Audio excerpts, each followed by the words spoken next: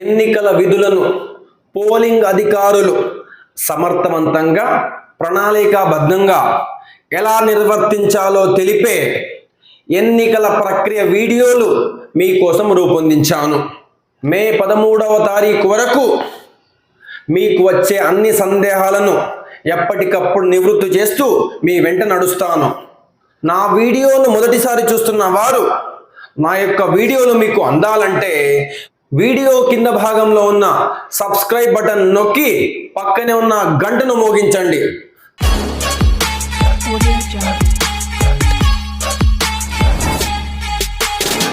Mock polling ముగిసింది. Mock polling ముగిసిన తరువాత వీవీప్యాట్ను మరియు కంట్రోల్ యూనిట్ను సీలు చేయవలెను. ఇలా సీలు చేయడానికి ముందు కంట్రోల్ యూనిట్ పైభాగంలో ఉన్న పవర్ స్విచ్ను తప్పనిసరిగా ఆఫ్ చేయవలెను. అదేవిధంగా వీవీప్యాట్ను మనం సీలు చేసేటప్పుడు వీవీప్యాట్ను ఆ వైపుకు ఈ వైపుకు కదల్చడం జరుగుతుంది. ఇలా కదల్చినప్పుడు వీవీప్యాట్లో ఉండే పేపర్ రోల్ డిస్ప్లేస్ అవుతుంది. దీన్ని నివారించే నిమిత్తం మనం తప్పనిసరిగా వీవీప్యాట్ వెనక భాగంలో ఉండే బ్లాక్ నాబ్ను అడ్డంగా ఉంచవలెను.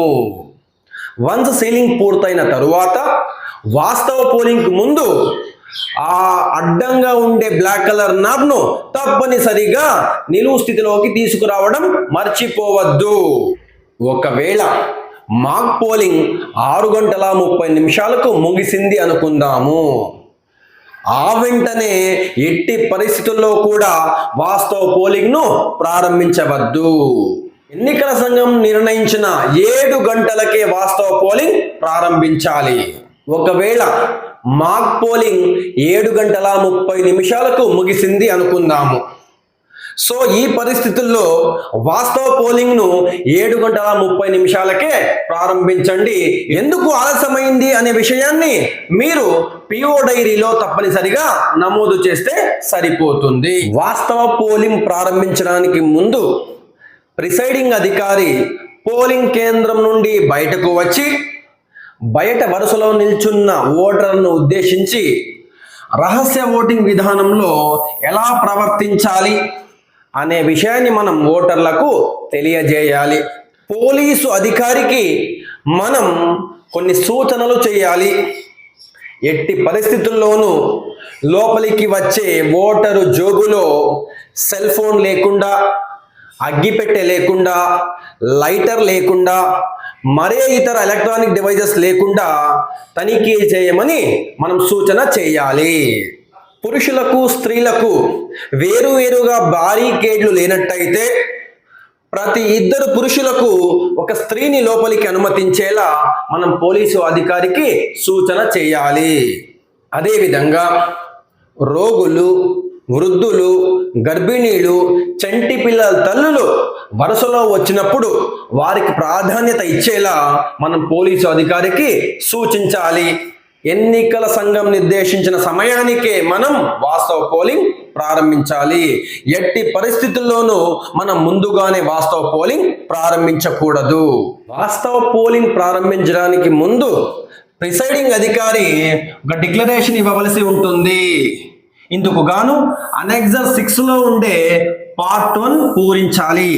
ఇది annexure 6 part 1 declaration by the presiding officer before the commencement of poll.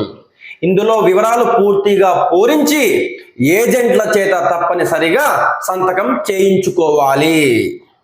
Declaration ఇవ్వడం పూర్తయిన తరువాత రెండవ పోలింగ్ అధికారి ఆధీనంలో ఉండే ఫామ్ 17A ఓటరు రిజిస్టర్లో మొదటి వరుసలో అంటే మొదటి ఓటరుకు ముందే పార్లమెంటు మరియు అసెంబ్లీలకు సంబంధించిన కంట్రోల్ యూనిట్లో ఉన్న టోటల్ బటన్ నొక్కి తనిఖీ చేశాను.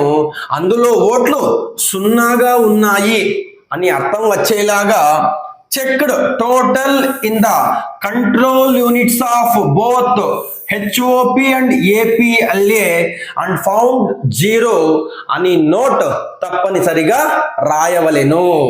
నోట్ కింది భాగంలో డేట్ అండ్ టైం తప్పనిసరిగా నమోదు చేసి వీలైతే ఒకరిద్దరు ఏజెంట్ల చేత సంతకం తీసుకోవడం మరీ మంచిది. ఆ తరువాత వరుస క్రమంలో ఓటర్లను లోపలికి అనుమతిస్తూ ఓటర్ల చేత ఓటింగ్ చేయిస్తూ పోలింగ్ను ప్రశాంతంగా కొనసాగించండి. పోలింగ్ జరిగేటప్పుడు సందర్భానుసారం ఎదురయ్యే ప్రత్యేక పరిస్థితులను ప్రిసైడింగ్ అధికారి ఎప్పటికప్పుడు పిఓ డైరీలో నమోదు చేసుకోవాలి. ఈ విధంగా పిఓ డైరీ ఉంటుంది. ఇందులో ప్రతి అంశాన్ని మనం నమోదు చేసుకుంటూ ఉండాలి. అప్పటిదాకా ఎన్ని ఓట్లు నమోదయ్యాయి అనే వివరాలు తెలుసుకునే నిమిత్తం ఫామ్ 17A చివరి సీరియల్ నంబర్, ఓటర్ స్లిప్పుల్లో చివరి సీరియల్ నంబర్, అదేవిధంగా కంట్రోల్ యూనిట్లో టోటల్ బటన్ నొక్కి వచ్చే వివరాల ఆధారంగా మీరు ఓటర్ల వివరాలను సరిచూసుకుంటూ ఉండాలి. ప్రిసైడింగ్ అధికారి ప్రతి 2 గంటలకు ఒకసారి ఎన్ని ఓట్లు నమోదవుతున్నాయి అనే విషయాన్ని పై అధికారులకు తెలపాలి. ఇదే విషయాన్ని PDMS అప్లికేషన్లో కూడా నమోదు చేయాలి. ఇలా ఓట్ల వివరాలు తెలుసుకునే నిమిత్తం ప్రిసైడింగ్ అధికారి ఫామ్ 17A నిర్వహిస్తున్న 2వ పోలింగ్ అధికారిని, ఓటరు స్లిప్లు అందిస్తున్న 3వ పోలింగ్ అధికారిని, కంట్రోల్ యూనిట్లకు బాధ్యులుగా ఉన్న 4వ మరియు 5వ పోలింగ్ అధికారులను ఎప్పటికప్పుడు సంప్రదిస్తూ ఉండవలెను. PDMS అప్లికేషన్లో ప్రిసైడింగ్ అధికారి ప్రతి 2 గంటలకు ఒకసారి ఎంతమంది పురుషులు ఓటు వేస్తున్నారు, ఎంతమంది స్త్రీలు ఓటేస్తున్నారు, థర్డ్ జెండర్ ఎంతమంది ఓటు వేస్తున్నారు, టోటల్ ఎంతమంది ఓటు వేస్తున్నారు, క్యుములేటివ్ టోటల్ ద్వారా ఎంతమంది ఇప్పటిదాకా ఓట్లు వేశారు అనే వివరాలు నమోదు చేసుకుంటూ ఉండాలి. ఫర్ ఎగ్జాంపుల్ 7 to 9 సమయానికి 30 మంది మగవారు, 40 మంది ఆడవారు, ట్రాన్స్జెండర్స్ 3, మొత్తం మీద 73 మంది ఓటు వేశారు. 73 మంది. 9 నుంచి 11 గంటల మధ్యలో 50 మంది పురుషులు, 60 మంది స్త్రీలు, 2 ట్రాన్స్జెండర్స్ ఓటు వేశారు. సో వారి టోటల్ 112, 185. ఈ విధంగా మనం ప్రతి 2 గంటలకు ఒకసారి స్త్రీలు, పురుషులు, ట్రాన్స్జెండర్స్ మొత్తము క్యుములేటివ్ టోటల్ కూడా నమోదు చేసుకుంటూ మనం ఎప్పటికప్పుడు ఈ సమాచారాన్ని పై అధికారులకు తెలియజేయాలి. పోలింగ్ కేంద్రంలోకి ఓటర్లు కాకుండా అనుమతి లేని ఏ ఇతర వ్యక్తులను అనుమతించకూడదు. ఒకవేళ రాజకీయ పార్టీల నాయకులు పోలింగ్ కేంద్రంలోకి వచ్చినప్పుడు వారి వెంట వచ్చే గన్మెన్లను లోపలికి అనుమతించకూడదు. అనుమతి ఉన్న ప్రెస్ వాళ్ళను మాత్రమే లోపలికి అనుమతించాలి. సందర్భానుసారం పోలింగ్ కేంద్రంలోకి పరిశీలనకు వచ్చే అధికారులకు సమాచారం అందిస్తూ వారి చేత మనం విజిట్ షీట్లో సంతకాలు తీసుకోవలెను. విజిట్ షీట్ మనం ఒకసారి గమనిస్తే serial number, name of the visitor, time of visit, polling ఎలా జరుగుతున్నది అనే వివరాలు, నంబర్ ఆఫ్ ఓటర్స్ అప్పటి వరకు ఎంతమంది ఓటర్లు ఓటు వేశారు, percentage of voting, remarks if any, వారి యొక్క సంతకము.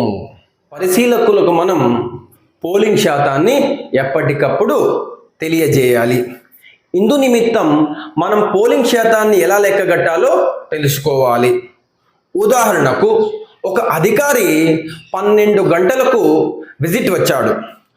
12 గంటల సమయం వరకు ఎంత పోలింగ్ శాతం నమోదయ్యింది అని తెలుసుకోవాలంటే percentage of poll up to 12 is equals to votes polled up to 12 o'clock divided by total voters in the PS into 100%. ఈ విధంగా మనము 12 గంటల వరకు నమోదైన ఓట్లను శాతంలోకి సులభంగా మార్చవచ్చు.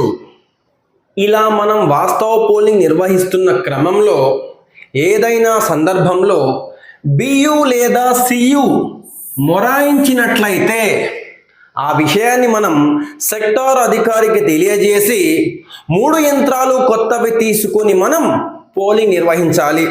ఇలా పోలింగ్ నిర్వహించే ముందు తప్పనిసరిగా మినీ మాక్ పోల్ నిర్వహించవలెను.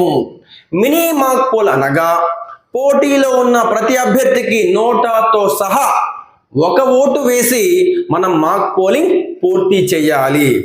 ఈ విధంగా మనం వాస్తవ పోలింగ్లో 3 యంత్రాలు మార్చినప్పుడు తప్పనిసరిగా రిపోర్టు ఇవ్వవలెను. ఇందుకు గాను అనెక్సర్ 5లో పార్ట్ 5 పార్ట్ 1 తప్పనిసరిగా పూరించవలెను. This is part 5 replacement of EVM. ఈ విషయాన్ని మనము గమనించాలి. అదేవిధంగా పార్ట్ 1 అగైన్ మనం మినీ మాక్ పోల్ నిర్వహిస్తున్నాము కాబట్టి మరలా మనం మాక్ పోలింగ్ సర్టిఫికేట్ పూరించవలెను. ఇందులో వచ్చిన వివిప్యాట్ స్లిప్పులను సెక్టార్ అధికారి మనకు అదనంగా ఇచ్చే బ్లాక్ కవర్లో ఉంచి తప్పనిసరిగా మనం సీలు చేయవలెను. ఈ రిపోర్టుల మీద కూడా మనం తప్పనిసరిగా ఏజెంట్ల సంతకాలు తీసుకోవలెను. వాస్తవ పోలింగ్ జరుగుతున్న సందర్భంలో వివిప్యాట్ మొరాయించినట్లయితే కొత్త వివిప్యాట్ 1 మాత్రమే తీసుకోవలెను. ఈ సందర్భంలో 3 కూడా మార్చనవసరం లేదు. వివిప్యాట్ పాడైంది కాబట్టి కొత్త వివిప్యాట్ 1 మాత్రమే తీసుకోవలెను. ఈ సందర్భంలో మాక్ పోల్ చేయనవసరం లేదు. ఇలా మనం వివిప్యాట్ మార్చినప్పుడు తప్పనిసరిగా ఒక రిపోర్టు ఇవ్వవలెను. ఇందుకు గాను అనెక్సర్ 5లో ఉండే పార్ట్ 5 పూరించాలి. Part 5 replacement of EVM or VVPAT. ఈ సందర్భంలో మాక్ పోల్ చేయనవసరం లేదు.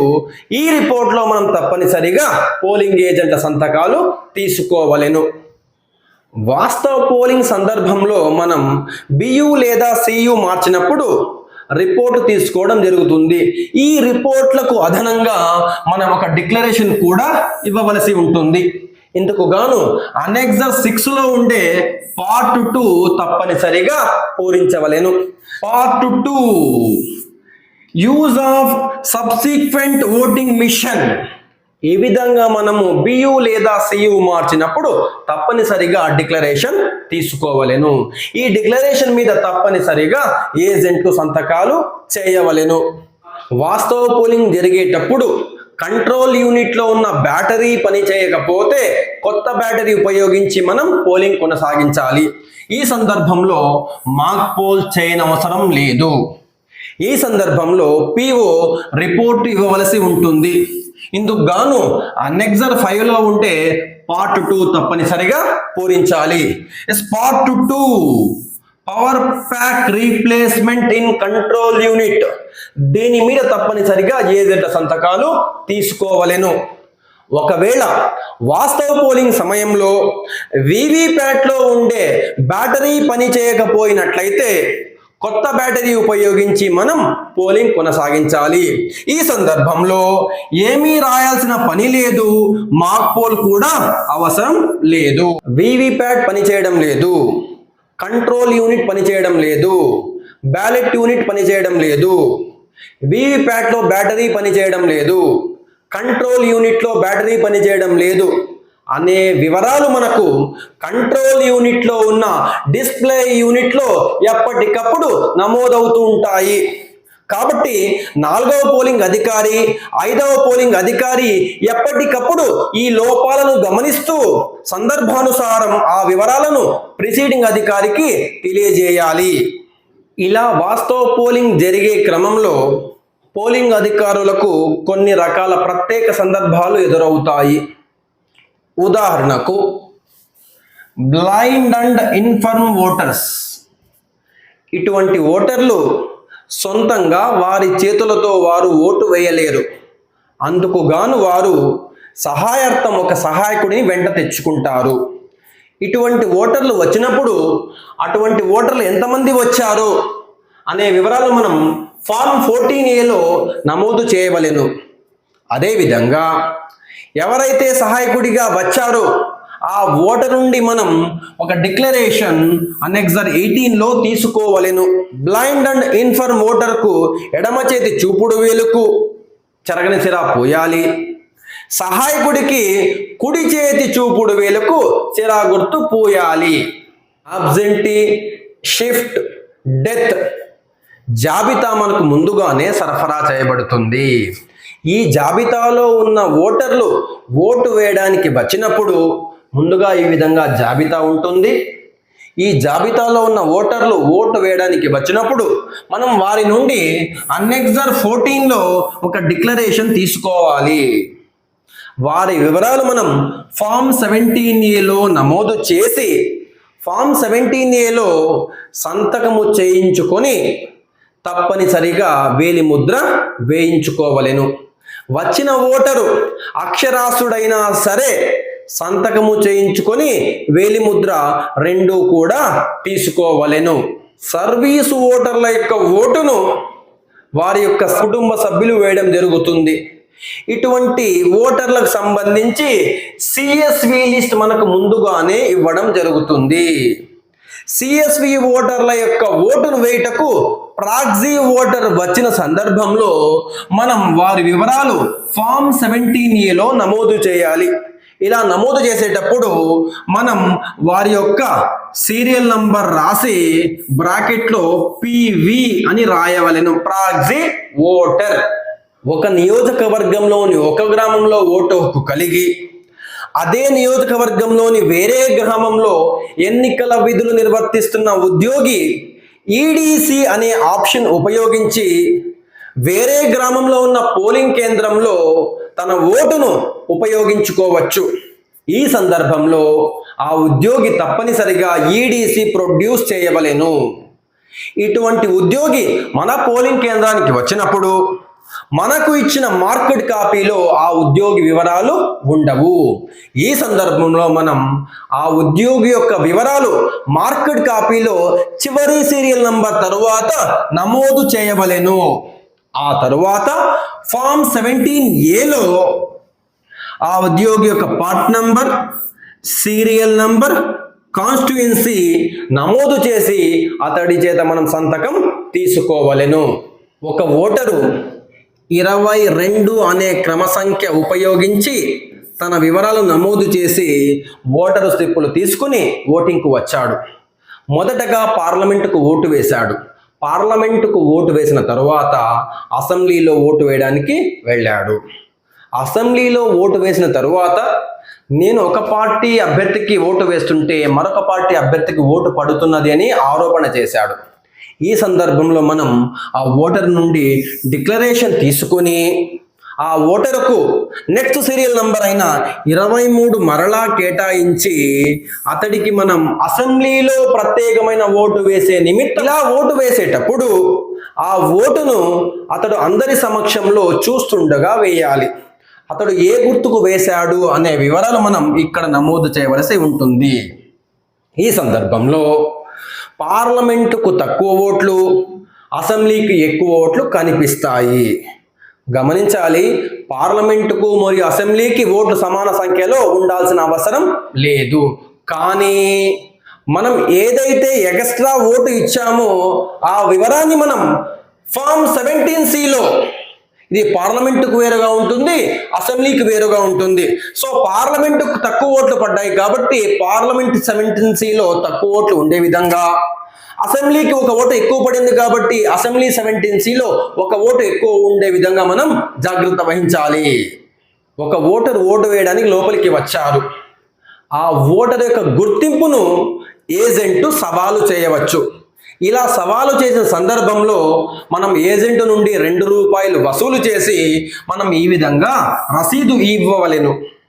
ఈ విధంగా ఇచ్చిన తరువాత అలా ఎంతమంది అయితే ఛాలెంజ్ విధానంలో ఓటు వేస్తారో వారి యొక్క వివరాలు మనం ఫామ్ 14లో నమోదు చేయవలెను. ఒక ఓటరు తన ఓటు వేసే నిమిత్తం పోలింగ్ కేంద్రంలోనికి వచ్చారు.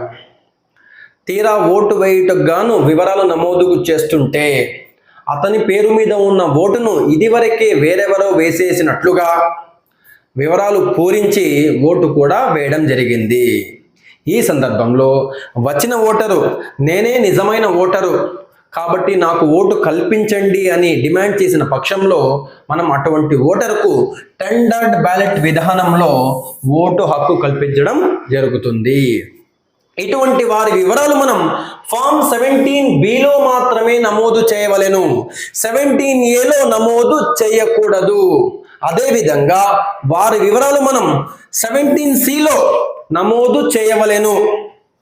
ఒకవేళ మన పోలింగ్ కేంద్రంలో 14% కంటే ఎక్కువ మంది టెండర్ బ్యాలెట్ ఉపయోగించినచో మన పోలింగ్ కేంద్రంలో రీపోలింగ్ జరిగే అవకాశం ఉంది. కాబట్టి ఇటువంటి సందర్భాలు ఎదురు కాకుండా పోలింగ్ అధికారులు తగు జాగ్రత్త వహించాలి.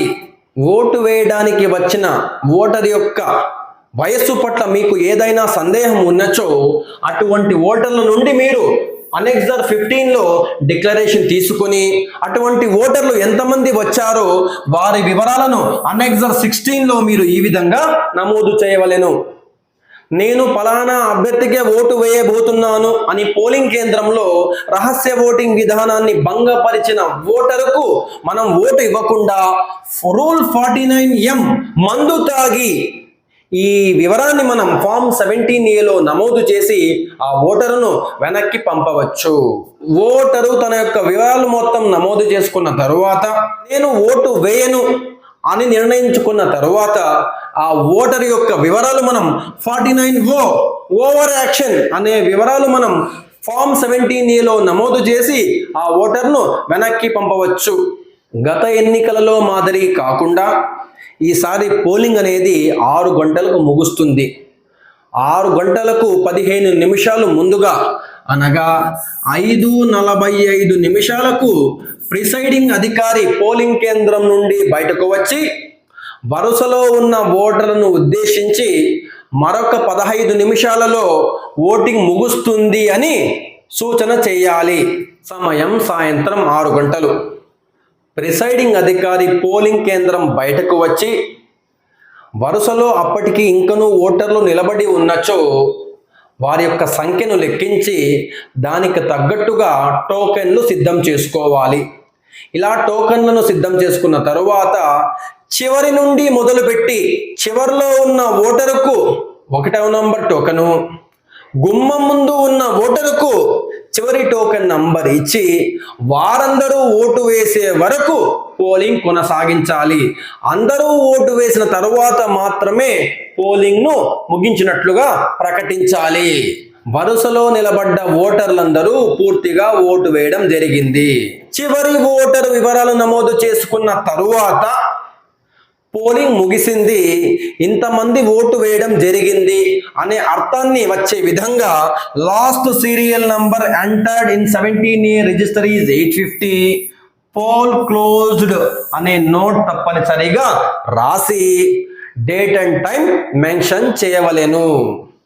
పోలింగ్ ఏజెంట్ల సంతకాలు తీసుకోవడం మంచిది. పోలింగ్ ముగించుటకు గాను క్లోజ్ బటన్ తప్పనిసరిగా నొక్కవలెను. ఇలా క్లోజ్ బటన్ నొక్కినట్లుగా ఒక రిపోర్ట్ తప్పనిసరిగా ఇవ్వవలెను. ఇందుకు గాను అనెక్సర్ 5లో పార్ట్ 3 తప్పనిసరిగా పూరించాలి. Pressing of close button after completion of poll, ఈ విధంగా క్లోజ్ బటన్ నొక్కడం తప్పనిసరి. అనెక్సర్ 5 పార్ట్ 3లో పోలింగ్ ఏజెంట్ల సంతకాలు తప్పనిసరిగా తీసుకోవాలి. పోలింగ్ ముగిసింది, పోలింగ్ ముగిసినట్లుగా PO డిక్లరేషన్ ఇవ్వవలసి ఉంటుంది. ఇందుకు గాను అనెక్సర్ 6లో పార్ట్ 3 పూరించాలి. ఈ విధంగా part 3 declaration at the end of the poll, ఈ విధంగా వివరాలు పూరించి పోలింగ్ ఏజెంట్ల యొక్క సంతకాలు తప్పనిసరిగా నమోదు చేయవలెను. పోలింగ్ ప్రక్రియ మొత్తం పూర్తయిన తరువాత ఫామ్ 17A ఉన్న వివరాలు, పార్లమెంటు CUలో ఉన్న ఓట్ల వివరాలు, అసెంబ్లీ CUలో ఉన్న ఓట్ల వివరాలు, ఓటర్ స్లిప్పులలో ఉన్న వివరాలు అన్నీ సరి చూసుకొని వాటి వివరాలను పార్లమెంటుకు వేరుగా అసెంబ్లీకి వేరుగా పూరించాలి. ఇటువంటి ఫామ్ Cలు మనం అదనంగా తయారు చేసి పోలింగ్ ఏజెంట్లకు కూడా ఇవ్వవలసి ఉంటుంది. కంట్రోల్ యూనిట్లో ఉన్న పవర్ స్విచ్ను ఆఫ్ చేయవలెను. ఆ తరువాత వీవీప్యాట్ వెనక భాగంలో ఉన్న బ్యాటరీని తొలగించి దాన్ని రిసెప్షన్ సెంటర్లో అందించే నిమిత్తం వేరుగా ప్యాక్లో ఉంచుకోవలెను. ఆ తరువాత ఈవీఎం యంత్రాలను సీలు చేయవలెను. ఇలా ఈవీఎం యంత్రాలు సీలు చేసినట్లుగా PO డిక్లరేషన్ ఇవ్వవలెను. ఇందుకు గాను అనెక్సర్ 6లో ఉన్న పార్ట్ 4 తప్పనిసరిగా పూరించాలి. Part 4 after the sealing of voting machine. ఇందులో వివరాలు పూరించి పోలింగ్ ఏజెంట్ల యొక్క సంతకాలు తప్పనిసరిగా తీసుకోవాలి. సీలింగ్ మొత్తం పూర్తయిన తరువాత అనెక్సర్ 9, అనెక్సర్ 10లలో తెలిపిన ప్రిసైడింగ్ అధికారుల విధులు ఒకసారి పరిశీలించి చేశామా లేదా మనం ఒకసారి పరిశీలన చేసుకోవాలి. పిఓ రిపోర్టులు 5 రకాలుగా ఉంటాయి. అందులో part 1, part 2, part 3. Part 1, part 2, part 3 reception సెంటర్లో అందివ్వాలి. పార్ట్ 4, పార్ట్ 5 సెక్టార్ ఆఫీసర్కు అందించాలి. ఈ విధంగా ఫార్మ్స్, రిపోర్ట్స్, డిక్లరేషన్స్ అన్ని పూరించిన తరువాత వాటిని సంబంధిత 6 పెద్ద ఎన్వలప్లలో ఉంచవలెను. పెద్ద ఎన్వలప్లు 6ని కూడా సీలు చేయనవసరం లేదు. 17A రిజిస్టర్ మినహా మిగతా అన్నింటినీ పార్లమెంటుకు వేరుగా, అసెంబ్లీకి వేరుగా 2 నిర్వహించాలి. ఉదాహరణకు ప్రిసైడింగ్ ఆఫీసర్ డైరీ మనం పార్లమెంటుకు వేరుగా, అసెంబ్లీకి వేరుగా నిర్వహిస్తాము, కానీ 2 కూడా ఒకే ఎన్వలప్లో ఉంచడం జరుగుతుంది. యూజ్ చేసిన ఓటర్ స్లిప్పులు పార్లమెంటుకు వేరుగా ఉంటాయి, అసెంబ్లీకి వేరుగా ఉంటాయి. వాటిని 2 వేరు కవర్లలో సీలు చేయవలెను. వేటినైతే సెపరేట్గా ఉంచాలో వాటిని మనం సెపరేట్గా ఉంచవలెను. సపరేట్గా లేని పక్షంలో వాటి రెండింటి మనము ఒకే ఎన్వలప్లో ఉంచి వాటిని మనం రిసెప్షన్ సెంటర్లో అందించి తగు రసీదు పొందవలెను. చివరగా మీ పోలింగ్ కేంద్రం యొక్క ఈవీఎం యంత్రాలను, పోలింగ్ సామాగ్రిని రిసెప్షన్ సెంటర్లో అందించినట్లుగా, పోలింగ్ను విజయవంతంగా ముగించినట్లుగా PDMS అప్లికేషన్లో నమోదు చేసి సెలవు తీసుకోవలెను.